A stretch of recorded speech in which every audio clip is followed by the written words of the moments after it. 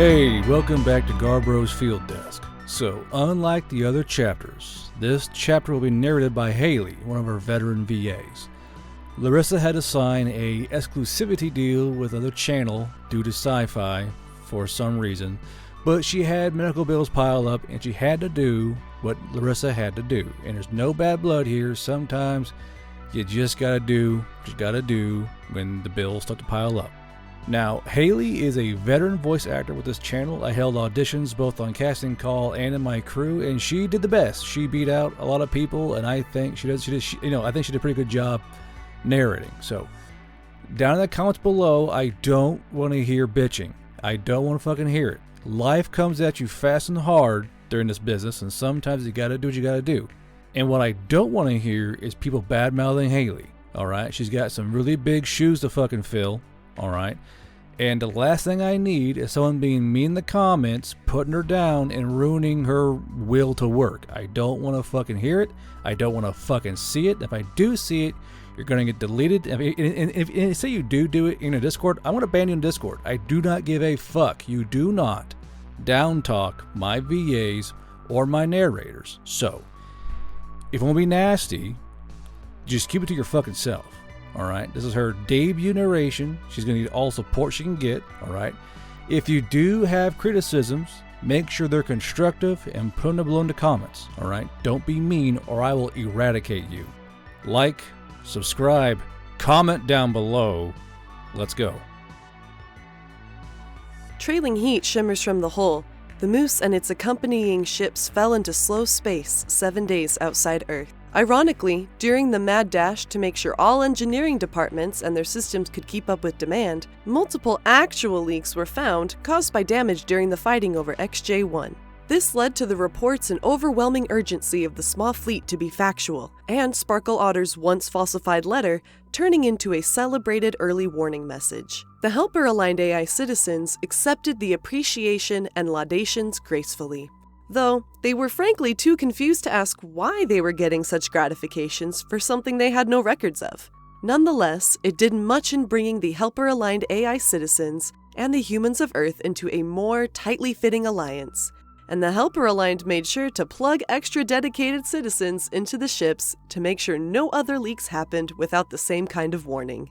To say Sparkle Otter was sweating binary bullets the entire time would be putting it lightly, and the AI agent nearly took a digital sabbatical to collect herself. Riddy, on the other hand, was looking forward to arriving on Earth again and taking some time to herself, as Morris was going to see his family for a while when they got back. Their time together on the wild hunt had passed too quickly, their little mini-dates on the Moose being some of the happiest times that Riddy could remember when it didn't come to the army. Between learning the intricacy of mini-golf and their many movie nights, Riddy found herself more firmly attached to the human man than she had really expected. She had never been much of a romantic, more due to coffee and romance than anything, but she had no idea that her soul could feel as light as it did when she was with Morris. She didn't mind, and took some small pleasure in removing her yellow strands from his brown hair after spending the night together, fussing over him as he sat and smiled at her. Some things were easy to kill, but Riddy's grooming standards held firm. Riddy, however, had no qualms with keeping Morris's parents at arm's length for a while. Both she and Morris had discussed the idea at length and figured that his mother, most of all, may not gel well with her son dating a fur-covered alien. She wanted grandchildren after all, and that was a sub-nil chance due to the many barriers between their two species. When their struggling, overheated, and internally battered ships arrived at the shipyards orbiting Earth, Riddy gathered her gear and other such things into her rucksack and got in line with the rest of the crew aboard the Wild Hunt. They were going to be issued new gear down below, as XJ-1 had done a number on nearly everything they owned. The ship itself was going to get a major scrub down from top to bottom, as well as a total refit, which meant that anyone not of pertinent skill level were to piss off back to Earth while they did their thing. Riddy was fine with it, as she was looking forward to a lot of downtime to herself while Morris visited his family. Well, herself was going to be made up with a lot of female Kafia orbiting around her, but that was just another thing she was gonna have to deal with this time around. To her honest surprise, Riddy had been absent from Earth for nearly 8 months once while out on patrol, fighting on XJ-1 and floating about in space in her giant tin can that she called home. The sight of Earth outside the viewport windows made her heart leap into her chest with glee, and she could already smell that crisp air in her nostrils. She spied Morris behind her in the reflection of the viewport glass, as outside the shuttles began to stage themselves for passengers, so she turned around, a smile playing across her lips. "Hi, Morris!" Morris grinned, opening his arms. Hello, Riddy. "Hi, Morris," Riddy purred, slipping into the human's arms and nuzzling into his chest. At this point, it was going to be one of her final hugs for a time,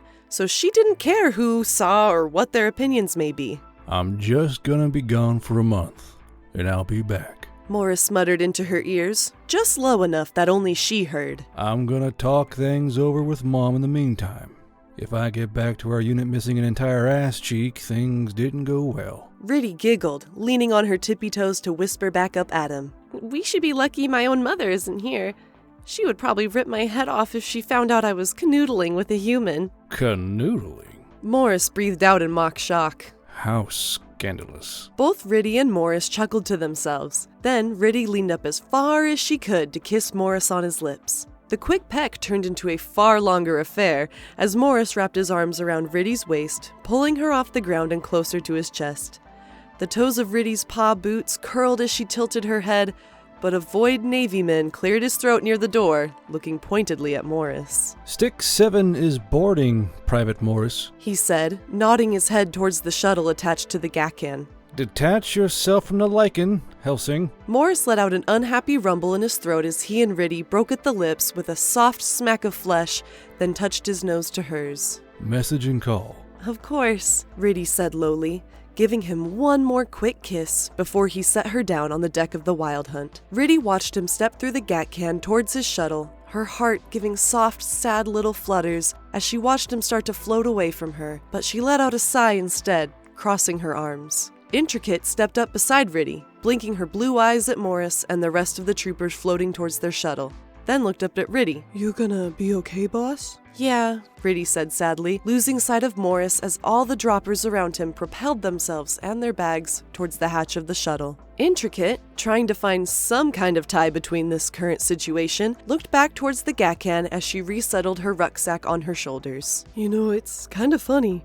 Humans believe that the Tyrannosaurus were highly advanced hunters that had extremely tactile courtship behaviors." "You better be going somewhere with more of your dinosaur nonsense," Riddy said while glancing sideways and down at the shorter Redford Kafia. Intricate held up a finger. I'm going somewhere, she said, then pointed towards the general direction of Morris. "You two are highly developed predators that are courting each other.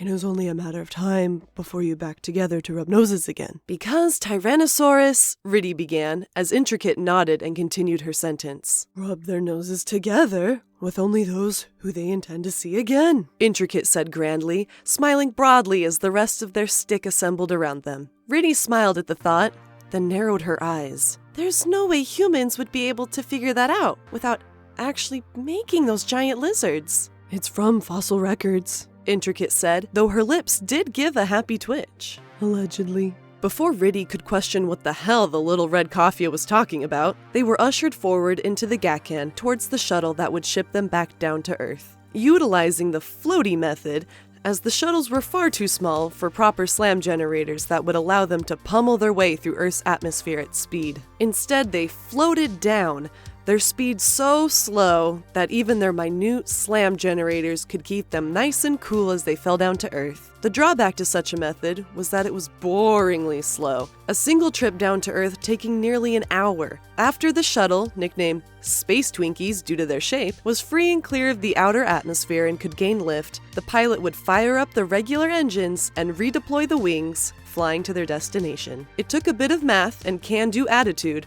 but the trips were far safer this way. Riddy looked out along the Earth's surface, her smile growing as the trees of Fort Benning began to grow larger and larger in her window. She breathed in deep, as if trying to catch the scent of the loblolly pines through the skin of the shuttle. This was, after all, the place where she had been rebirthed as a dropper, broken and molded by the warriors of Earth, and she felt a closer love to this planet than she did the one she had been born on. When the shuttle landed on the airstrip and taxied to their offloading location, the shuttle door was cracked open by a void Navyman, and the April air of Earth flooded into the shuttle. Riddy and the rest of the Kafia present on the boat breathed in deep, closing their eyes as the sense of their military alma mater flooded their brains. While male and female Kafia took a moment to welcome themselves home, the humans, Pwa, and Lagara disembarked, happily sighing out as they, too, found themselves back on beloved soil. Shockshow walked up beside Riddy, his green furred tail swaying back and forth as he looked at her.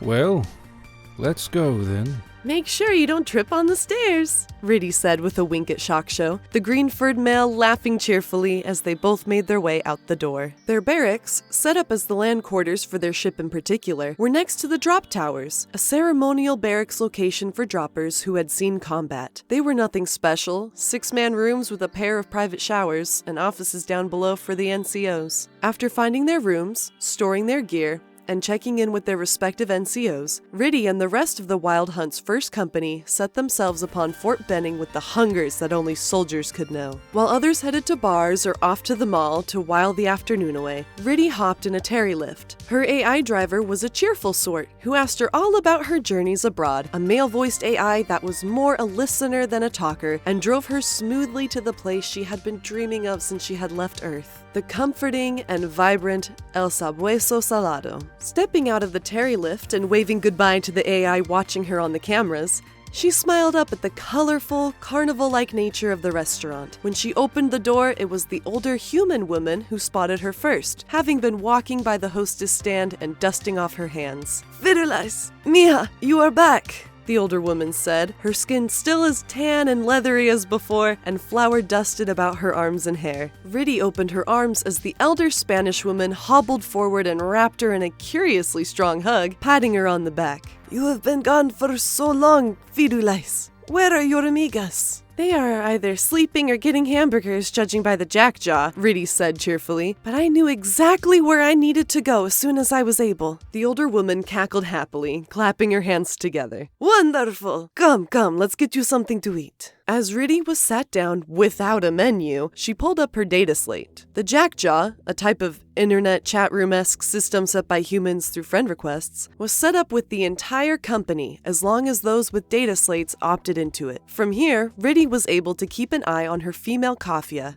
as well as catch wind of any rumors. Scrolling through the pictures, Safi, Infalid, Inther, and Intricate were at the mall, though the image of Intricate losing her mind over a stuffed animal in the shape of a stegosaurus seemed to be the current popular picture. Safi had snapped an additional image of Intricate, trapping a cashier by Southern social conventions, likely pulling out her best dinosaur facts, judging by the lack of hope in the cashier's eyes. Riddy snorted in a laugh, scrolling further through the Jackjaw logs. Upbill and Oin were eating more seafood, bibs adorned with "Shrippin' ain't easy" as their image tagline. Quinnet and Pobilo were getting massages at some parlor on base, while Demili, Enflia, Imridit, and the more loners of the female Kafia were out running around with female Pwa and humans of their unit as they were all going out for pizza. Riddy didn't mind pizza, but there was something that the ship cooks just could not get right, as blessed as their hearts may be. As she chewed on her chips and sipped her prickly pear margarita, the smells from the kitchen were heady enough to nearly make her float out of the chair. After just 10 minutes, the old woman came hobbling out of the kitchen with a large platter. Heaped upon the large plate was enchiladas suizas, rice, beans, a tamale, and a piping hot empanada. It may have looked like a lot to most folk, but Riddy's stomach gave a low, greedy rumble as she spied the feast. "I still talk about the first time you came here," the old woman laughed out, setting the plate down in front of Riddy. "I say to them, we were invaded by aliens!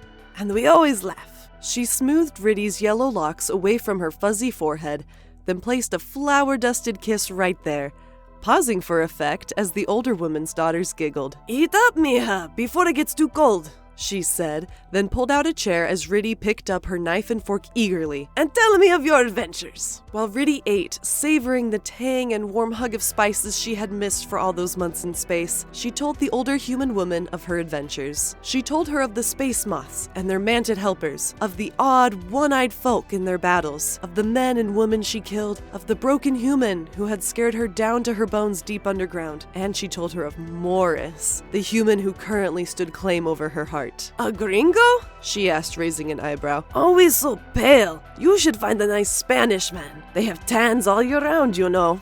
Riddy giggled, scooping up the last of her beans as the tequila worked its way through her system. "There's nothing wrong with Morris. He's quite good to me. And he looks pretty tan next to my fur when we're laying together." The older woman and her daughters laughed, as they had been eavesdropping the entire time from around the restaurant. "Are you sure? Guero men are so fickle sometimes," the older woman said, clicking her tongue against her teeth. "I suppose I shouldn't be surprised one latched onto you. They are far more adventurous." "Mama, our father was a Guero," one of the daughters said, and the old woman threw up her hands. "And look what he did," she called out, though she was smiling and laughing all the while. "He gave me 6 beautiful daughters, then died at just 77 years old. They're so inconsiderate." Riddy laughed along with everyone else within hearing distance, and soon the meal was finished, paid for despite the reluctance of the restaurants to charge Riddy, and ending with her waiting outside for the Terry lift. As the lift pulled around and the door opened, the older woman took Riddy's hand, patting it as she gestured for the Kafia to bend down towards her. "Firulais," she began, smiling warmly and patting Riddy's hand again. "Find happiness while you can out there." The other hand of the woman came up, and she tapped Riddy on the chest near her heart. "The galaxy may be so very large, and the stars uncountable, but the heart is so much smaller. If this green-eyed man fills you with love and makes you feel weightless, hold on to it so it doesn't float away." She then pulled Riddy down a little farther and kissed her on her fuzzy yellow cheek. "Time passes by quickly, mija. Even faster for a soldier. Do your best to fill it with as much love as you can, while you can." Riddy didn't know why, but giving the older woman one more hug made something hard appear in her throat, and she wondered just for the merest second what it would have been like to have a mother like her. A mother that encouraged her to find the love she wanted, instead of the love she was assigned. The older woman held Riddy by the cheeks with both her hands, patted her palms against her softly a few times, then bid her farewell. Riddy climbed into the seat of the Terry lift, closed the door, and waved out the window to both the elder woman and the workers that had joined her outside. The lift pulled away, entered the road, then slowly came to speed. The drive was silent for a while as Riddy looked out the window towards the late-day sun and perked up her bent-forward ears as the AI spoke. "Wonderful beings, aren't they?" he said, his voice easy and smooth. Riddy nodded once, blinking as she tried to work past the odd hardness in her throat. "They catch you flat-footed sometimes, don't they?" They feel so deeply that even we, beings of digital power and electrical minds, can bask in the warmth, the AI said, following the long bend in the road. "Might I recommend the scenic route, Miss Riddy?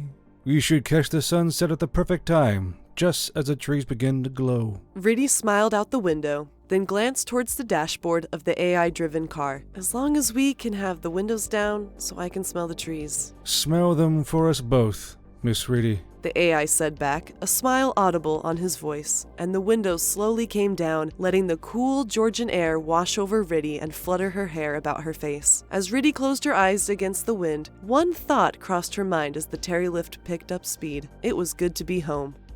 The feelings of being home faded once she came face to face with her first time dealing with CIF. Central issue facilities were normally dealt with when changing bases or ending one's military career, but it appeared that droppers had to deal with them every time they had to drop onto a planet. Not even Sergeant Flores seemed sure of what was to come, and was glowering down at her data slate as if it had spat in her face. "What's her problem, Alias?" Riddy asked the Poi, both she, Alias, and Shasta sitting around each other on their massive rucksacks. Alias looked a little unsteady in the eyes at the question, turning his head an inch to look sideways at Riddy. "How am I supposed to know? She doesn't tell me anything. I don't know anything." Shasta let out a hissing laugh.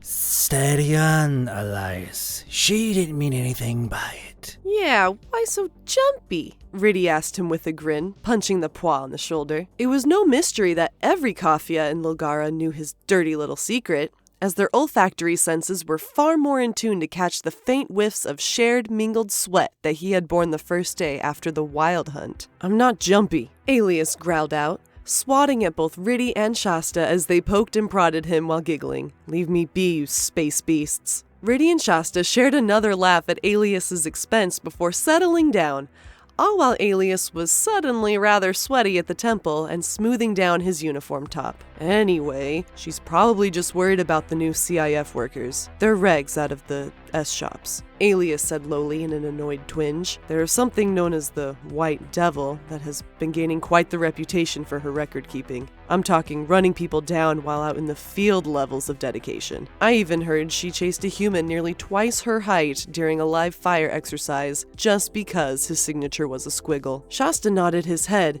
his hood flaring a little out of curiosity. White Devil. Must be one of those paler humans from the north. Not quite what I've heard, Alias said with a flare of the eyes. I've actually been meaning to ask Riddy about it. Riddy's ears perked up, still as bent at the tips as all the other Kafia. Ask Riddy about what? The whites, Alias stated, gesturing about him. Where the hell are they? Riddy shrugged. Beats me. I was more surprised to see that purple around for as long as we did. The one that fell out during the long ruck and refused to stick it back up? Shasta asked, remembering the purple-furred female Kafia eating a face full of asphalt. She was a cunt. Riddy let out a belly laugh, along with a few other close-by Kafia, then turned to Shasta. Yeah, well, purples tend to be in leadership positions and aren't used to doing things themselves. Not too surprising she fell out. Still doesn't answer the question about the white ones, Alias asked patiently. Why are none of them here? Riddy thought about it for a moment, though she failed to come up with a satisfying answer. Well, they're rare, I suppose. They're the lowest on the ladder in terms of the Kafin colors, and tend to stick to the outer planets. Why is that? Shasta asked. Riddy said the answer automatically, wrote into her brain by her father. For their own safety, of course. There was a long pause between Alias and Shasta looking to each other. Riddy felt her ears falter, as hearing the answer out loud made it sound a little more sinister than she had first thought. For their own safety? Alias asked, his hand slowly reaching down to grab his data slate. The hell does that mean, Riddy? Well, Riddy began, suddenly scrambling for an answer. I don't actually know. Shasta hummed in his throat while Alias started taking down notes. It's just something that my dad always told me, Riddy said quickly. He never actually told me why, just that they were in danger and lived on the outer planets for their own safety, usually in secret. The discussion was cut short by the CIF front door opening, and Riddy turned around on her rucksack to see who had stepped out. Standing in the doorway was the shortest Kafia she had ever seen by far, and her fur was white. The Kafia was so small that her paw boots must have been the smallest size available, possibly smaller than Intricate's. Sergeant Flores, Sergeant Armati. The white-furred Kafia said loudly and clearly, her accent neutral and perfectly inflected as she pressed her eyeglasses up her nose with her middle finger. I am ready for your sections. Riddy turned to look at the fearless human warrioress and felt a twinge of fear as Sergeant Flores looked mildly worried. Of course I'll get them rested, Amelie, Sergeant Flores called back, then turned around as she gave the command. On your feet! Form up in front of the specialist. Specialist? Riddy asked, turning to look at Alias as she hefted her rucksack. Alias nodded. If she's a specialist, she must be rather outstanding in what she does, seeing as to how she must have gotten here way after you. She seems so... Shasta said, then spoke out the word along with Riddy and Alias as they said it together. small. As if summoned from the force of 3 voices uttering the word, Private Intricate came running along with Safi and Imridit, the 3 of them wide-eyed. She's tiny, Intricate said, leaning from side to side to try and get another view of the white-furred Kafia. Safi wrapped her free arm around Intricate's head, muffling whatever dinosaur fact was about to escape her maw. Enough with the giant lizards, Intricate. A white? Here? Imridit said, lacing her fingers together. Wow.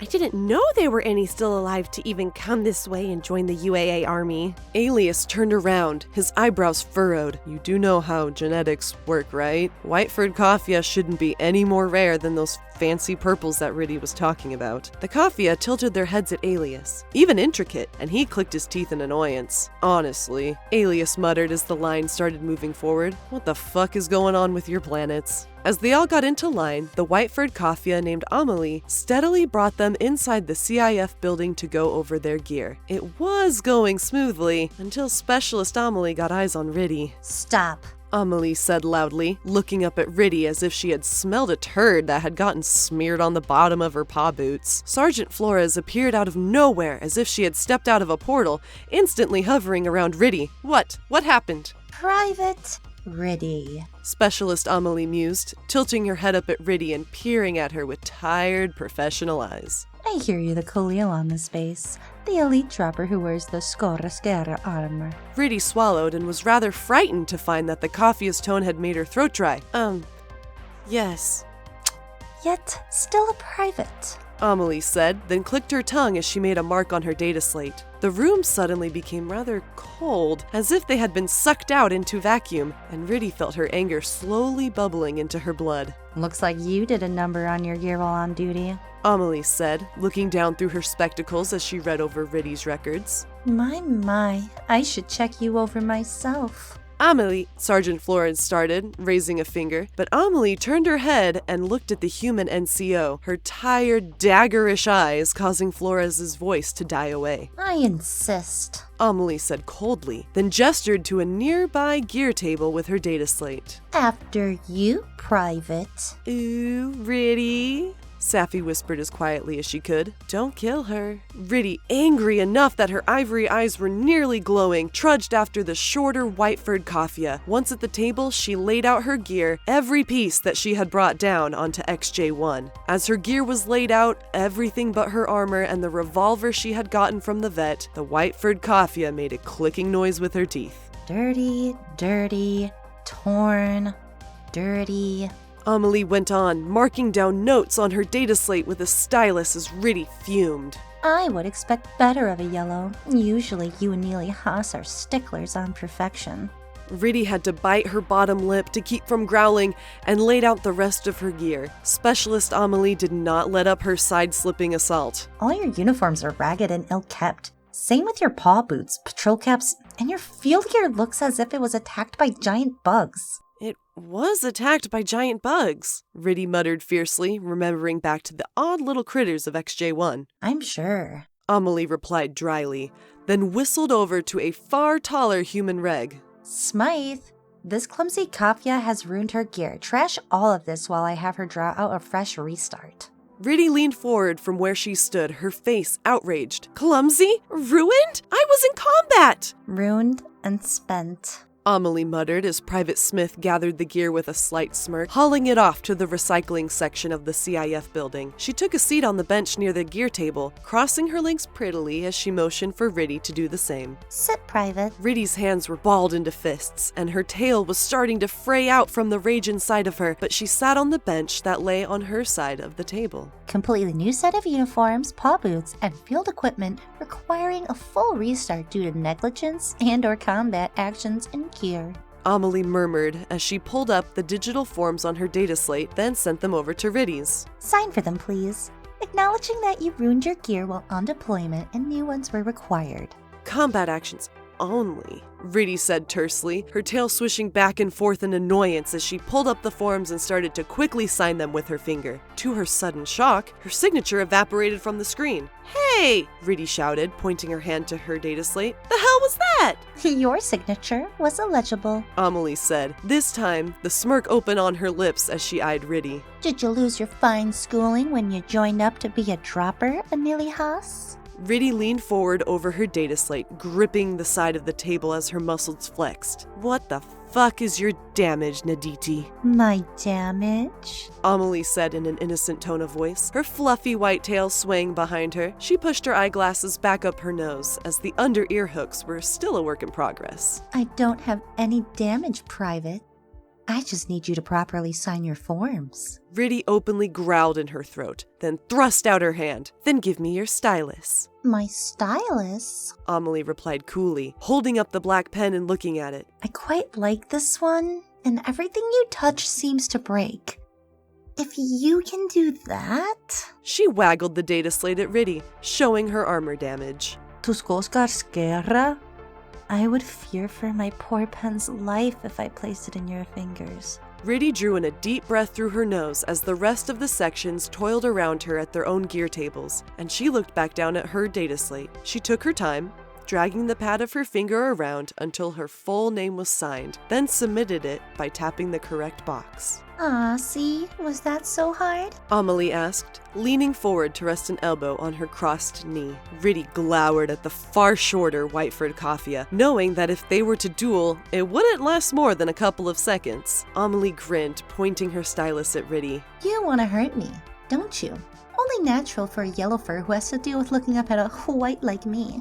Riddy blinked, raising her head a smidge. Did she just read my mind? Riddy asked herself in thought, and the slowly growing smile on Amelie's lips made her suddenly rather uncomfortable. Forms to sign, Private Riddy. Amelie murmured, wagging her stylus. Off you go. Riddy quickly signed another box, this one for her rucksack, and the signature disappeared as soon as she stopped writing it. She let out an aggravated breath through her nose, the white fur's voice grating at this point. Illegible. Amelie mused. Try again. By the time Riddy had finished the forms, it had taken her far, far longer than what would have been normal. She had lost count of the amount of times Amelie had said, Again. or Illegible. followed by her signature getting whisked away from her screen. In the end, Riddy came away with a fresh complement of uniforms, upgraded paw boots, updated patrol caps that better fit her ears and velcroed around them, along with new field gear. Since you destroyed all of your old gear, Amelie began, watching Riddy angrily shove her new uniforms into her fresh rucksack. you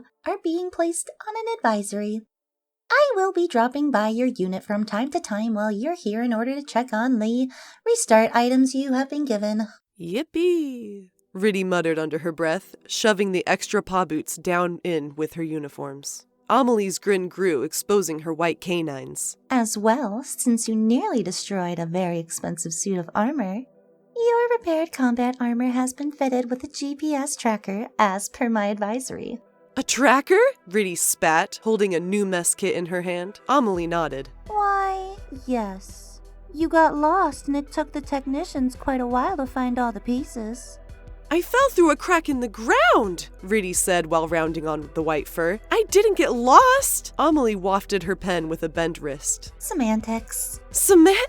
Riddy began, but quieted down as the white-furred Katja uncrossed her legs and stood. Due to your restart, any further gear that is destroyed and requiring replacement will be done under further advisory. And negligent damage of gear may require you to pay out of pocket to replace it. Just like all the other troopers. Amelie said, plucking a small tuft of fluff off her sleeve. I'm afraid you'll be getting no more free rides from this unit with me around, Private Riddy. Your current uniform and boots are good enough for you to leave in. You are dismissed. If someone had poured rocket fuel around her feet, Riddy would have bet that her toenails could have ignited it. She snatched the bulging rucksack and stomped away, not gracing the white-furred Katja with a backward glance as she pushed past the exit door like it slighted her. While the sections licked their wounds after the vicious ass-chewing they all received, Riddy glowered down at her old paw boots. She was the only dropper to receive a full restart, which had caused Sergeant Flores to go nuclear. A full restart?